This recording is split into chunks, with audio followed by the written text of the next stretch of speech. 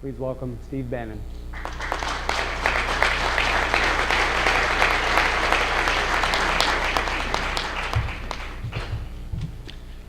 By the way, there's one correction. I'm not my daughter is a graduate of West Point.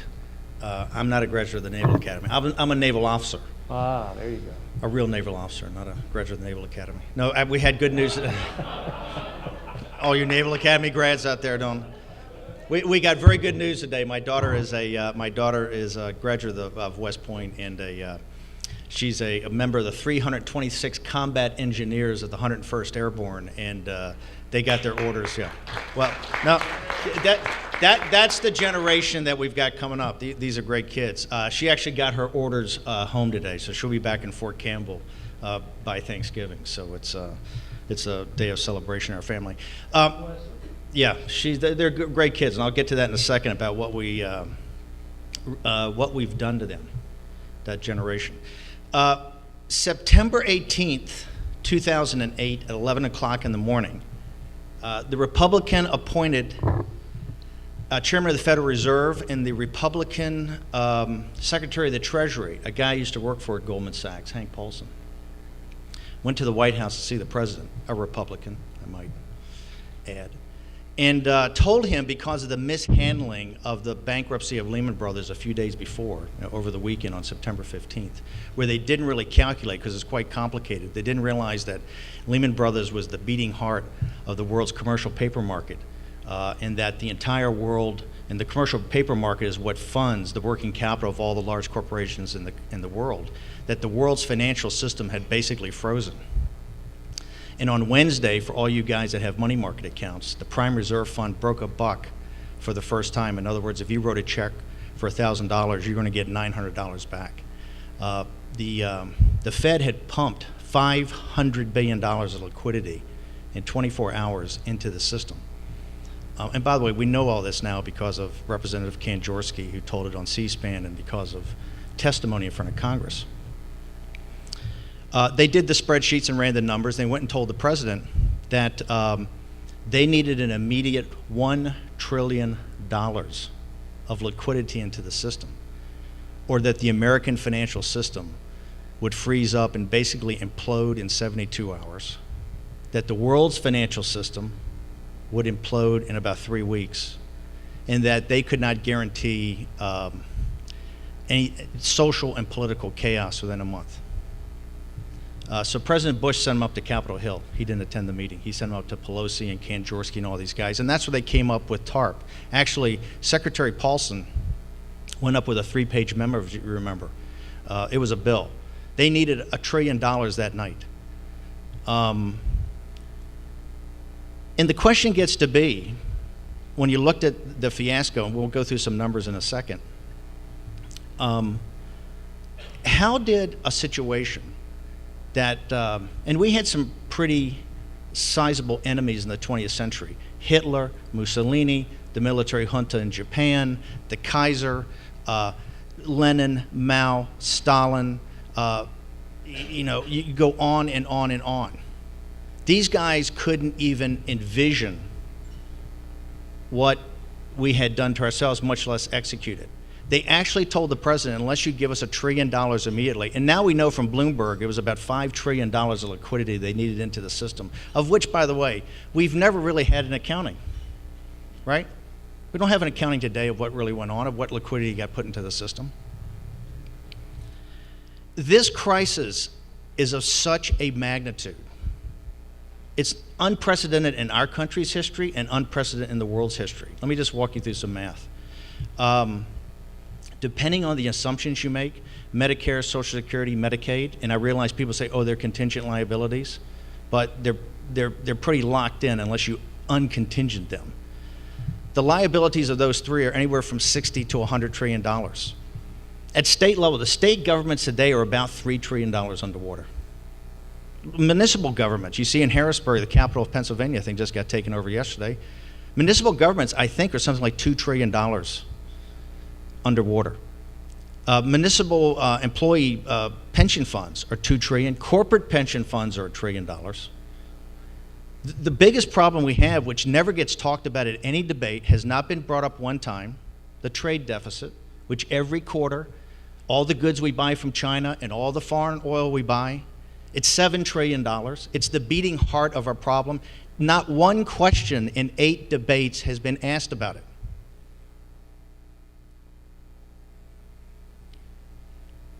it. There's a guy named Dr. Kotlikov, who's on my radio show. In the Reagan administration, Harvard-trained PhD, head of Boston University's economics department, very low-key guy. They call him the $200 trillion man. He will walk you through a set of mathematics that shows you the liability side of the balance sheet's about $200 trillion. And his math is not that far off when you look at the assumptions. The total assets in our country, let's talk about a balance sheet and an income statement so you can see the scale of the problem we got. All the assets combined, I think, in our country, all the stocks, NASDAQ, New York Stock Exchange, privately held companies, LLCs, all of your companies, okay? All the cash, all the gold, all the real estate adds up to about $50 to $60 trillion in assets. And we have $200 trillion, and some of those are contingent liabilities, but we are upside down. The industrial democracies have a massive problem today we've never had. We are highly over-leveraged. We have to go through a massive deleveraging, and we've built in a welfare state that is completely and totally unsupportable. Now, why this is a crisis, and by the way, Barack Obama is not the problem. Barack Obama is a symptom of a problem. We have to remove Barack Obama. I don't doubt that for a second. We have to remove Barack Obama as President of the United States. But that's only and let's talk about this. We had this the reason you're here today on a Tuesday night, listening to some really great guys who are sacrificing their lives and you guys to come to support in one of these new organizations, when you could be doing anything else, and you're the kind of the thin blue line of what's going to save us. Because I go around and talk to groups. Last night I was in Torrance. It's 100 people. It's always the same 100 guys, men and women, throughout the country every time I go. Okay? That's the scary thing. You are the guys who are really going to save us.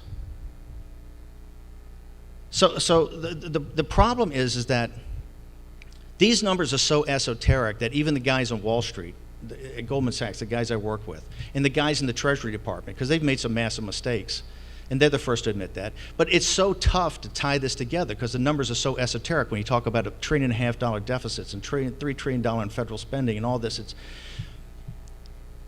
the reason the Tea Party, after Santelli's rant, the reason the Tea Party revolt came about, it's the first time in our country's history that we've had a center-right movement principally led by women, right? If you look at the Tea Party, for the Jasons and all the guys, and I was out there in the Americans First Prosperity and all the guys, this was the first time there were women out there, right? Moms. And the reason is that the women are the chief operating officer of the American family.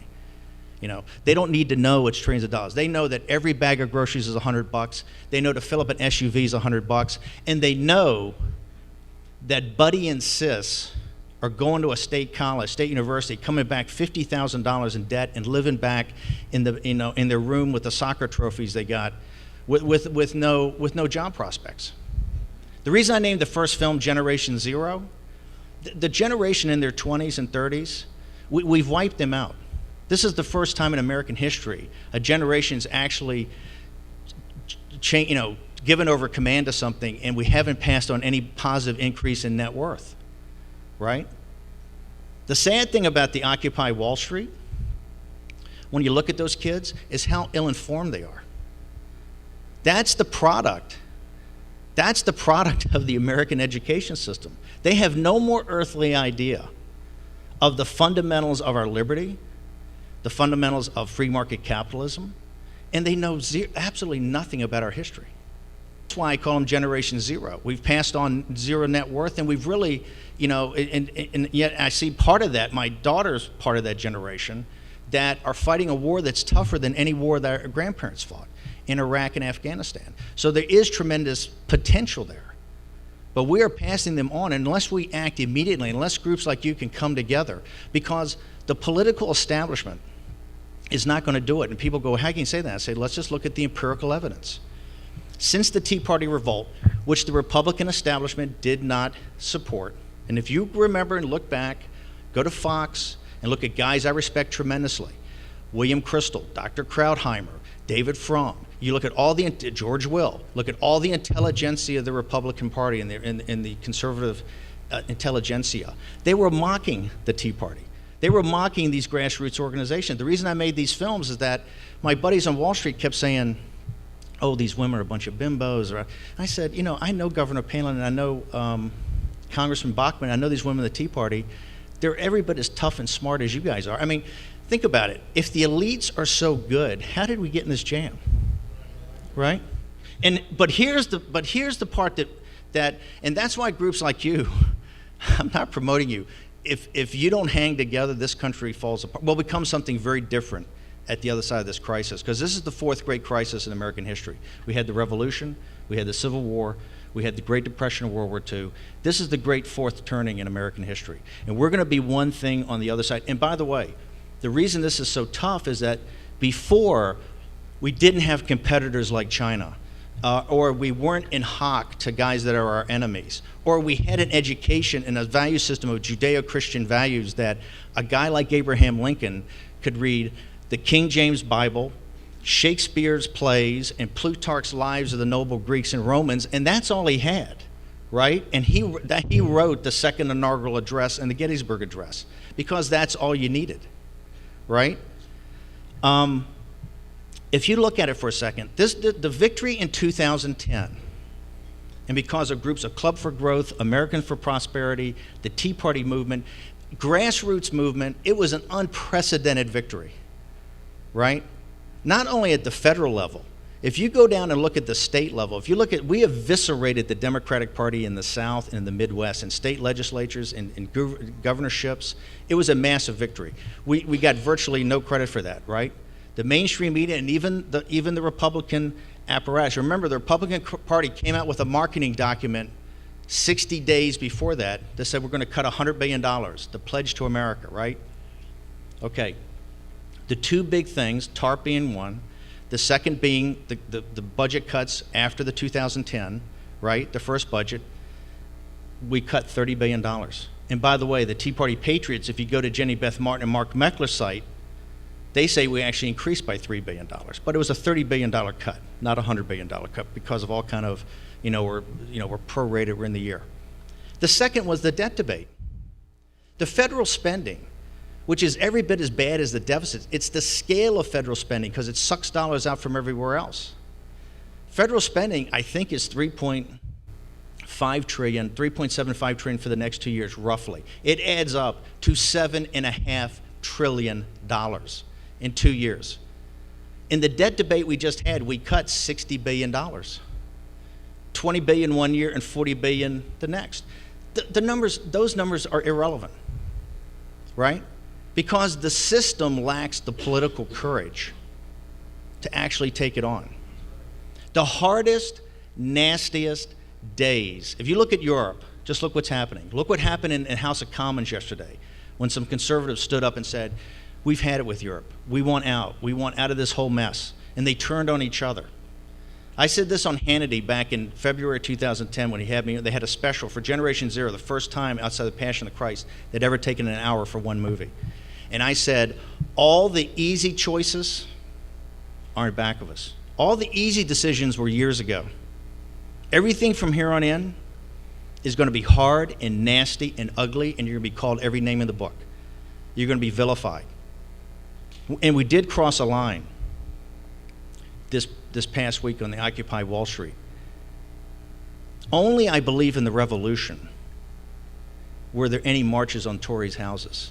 When they left and they marched on Rupert Murdoch's house and Jamie Dimon's house and Mr. Koch's house, and there was one other, 4 houses they actually marched on. That shows you the types of things that are going to happen. Cutting this budget, why is the budget not cut? Budget's not cut because it's not easy to cut. Everybody's going to have to take a hit here. And if we draw a line, and it has to be a tough line, that no more taxes, no more tax increases. You're just exacerbating a problem. You're going to see this election. Newt Gingrich said on my show the other night, he thinks it's the most important since 1860. I think this election is going to be the nastiest, ugliest, in the history of this country. It's going to be Americans for Prosperity. I end the film, The Undefeated. By the way, the film's not about Sarah Palin. It is Sarah Palin's story. But the reason I wanted to do it is that she is Walmart Nation. When the movie starts off, she's working on a commercial fishing boat in 1988 with her husband. They own a small commercial fishing boat. And she's not part of the cultural, political, economic, or social elite in the Matsu Valley, which is out of the loop in a state that's out of the loop, right? She is so obscure. She's more obscure than anybody in America today when she starts off. And 20 years later, she's risen by being constant on a handful of principles. But the undefeated is the values of the Tea Party. It's the values. I've been around this country now for 3 years, showing these films and talking to these Tea Party groups. And these are the people that are, as Rick Santelli so brilliantly observed, they're those who carry the water, not those who drink the water. They're the ones that hold our social organizations together, build our cities, run our little leagues, fight our wars, right? It's the backbone of this country. And they're enraged, and here's why they're enraged. They understand we have a system now that has socialism, as you pointed out so eloquently. We have socialism for the very poor, right? A system that $1 trillion a year in welfare state benefits with no taxes, right? And 60% of the country getting that. And we have socialism for the very wealthy, right? The anger of the Tea Party is not racism.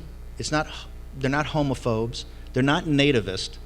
What they are is common sense, practical, middle-class people that understand that they're paying for their own and their children's destruction, right? And that's the rage. You know, the bonus pool this year, the bonus pool on Wall Street of all the financial firms in 2007, the year before, in 2006 and 2007, the 2 years were all the transactions that imploded in 2008. The bonus pool is going to be about the same this year, right? You know, TARP, when you said TARP, if our business, if your business or your business had gotten in trouble and Goldman Sachs, where I was trained, had come in and given you a financing, trust me, you would have been wiped out and you would have been fired, right? They weren't. All their stock is worth a ton of money because they weren't. We basically gave them free money and bailed them out. There's no recession in the Hamptons. There's no recession in Georgetown. The other day, the Washington Post reports 5 of the 7 wealthiest counties in the country are the suburbs of Washington, D.C. The per capita income in Washington, D.C., for the first time in history, is greater than Silicon Valley. That is not a random event. What Sarah Palin, the reason I wanted to make the movie, Sarah Palin went up against the political class in Alaska and big oil. Because it wasn't that it was corrupt. There's always going to be corruption. There's always going to be bad guys taking money. That's human nature. Read Plutarch. That happened back in Greece and Rome. We have something much worse. A compromised political class. Crony capitalism and a permanent political class, right?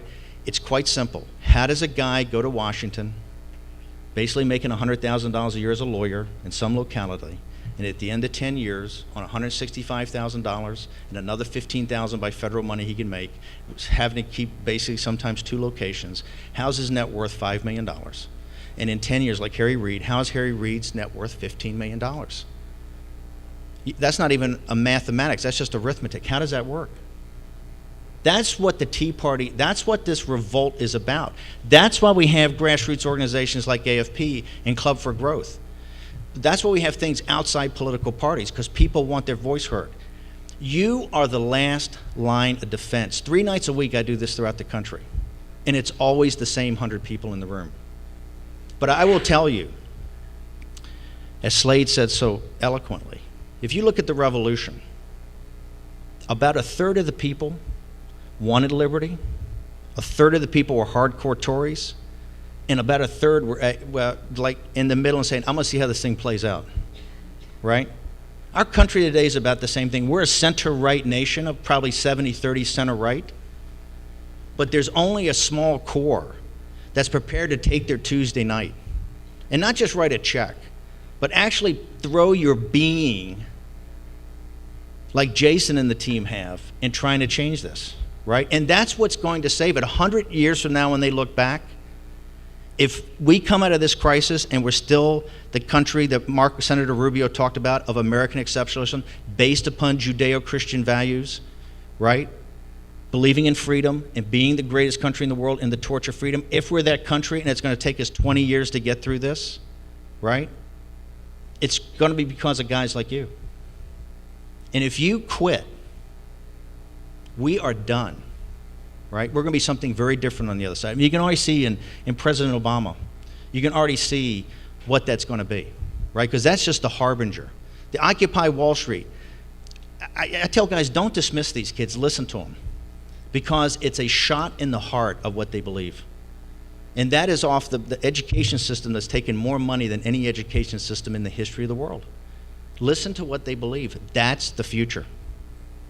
If you guys don't stand tall. So I want to conclude tonight in saying that I'm actually energized. And you know why? Think about it. I know all you guys do this. You've all read history books since you were kids. And you all think, hey, if I was there during the Civil War, you know, I'd be right in the middle of it. Or if I was in the revolution, I would be right there, right? Or in World War II or the Great Depression, all that stuff the guys had the Great Depression or World War II, I would be there. I'd be in Normandy. I'd do all that. We have that opportunity today, right? They're going to look back at these 10 years, 15 years, and it's going to take us that long. And we're going to have, by the way, we're going to have defeats. There's going to be days when it looks, that's why I want you guys to see the movie, the Generation Zero, because the guy at the end of it tells you, kind of gives a broad perspective. There are going to be days that's going to look so gray and so overcast and like we've lost, like the day Obama won. We're going to have more days like that. But if we hold together and we see it in exactly what you said, there's so many people that believe in what we believe. And understand when you start talking to them and engaging them that we're not cloven hoof devils. We're not nativist, homophobic, racist, right?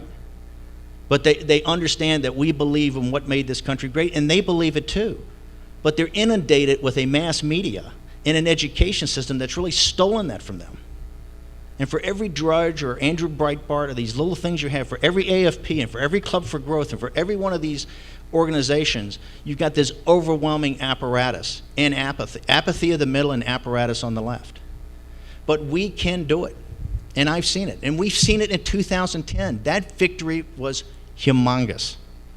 And I realize some people are upset that Governor Palin's not running, or they're searching for the man on the white horse, and one day it's Governor Perry, and one day it's Herman Cain, everything like that. It's not about any one individual. It's about teams. It's about doing this. It's about next year when we have this, on the first annual shareholders meeting, we have 500 people in this room, and half of them are under the age of 40. It's ideas, and it's taking those ideas in action. And trust me, you guys are on the right path. This is not a waste of your time, because if you don't do it, it's not going to get done. And if it doesn't get done, we're going to lose this country, and we're going to be looked at. Listen, this is the last thing I want to leave you with. Only one I think there's been 14 generations in this country's history. Only one generation is looked down as not having fulfilled the Burkean Compact, which is we owe as much to the people who came before us as the people before us. We're an agent in time, right? And we have a sacred duty to withhold traditions of the past, our best traditions, and pass them on to the future. Only one generation in our history didn't do that. That was the generation of leadership before the Civil War. Civil War could have been averted. It wasn't, because of a failure of leadership. We are the baby boomers in this room. We're the second generation that's going to be looked at as having let this country down, unless we turn immediately and get our hands around the problem. And through the Tea Party, through these grassroots movements, through things like Liberty Restoration, we're doing that. And trust me, there's tremendous power in doing this. So thank you very much. I'm here to help you guys anytime you want.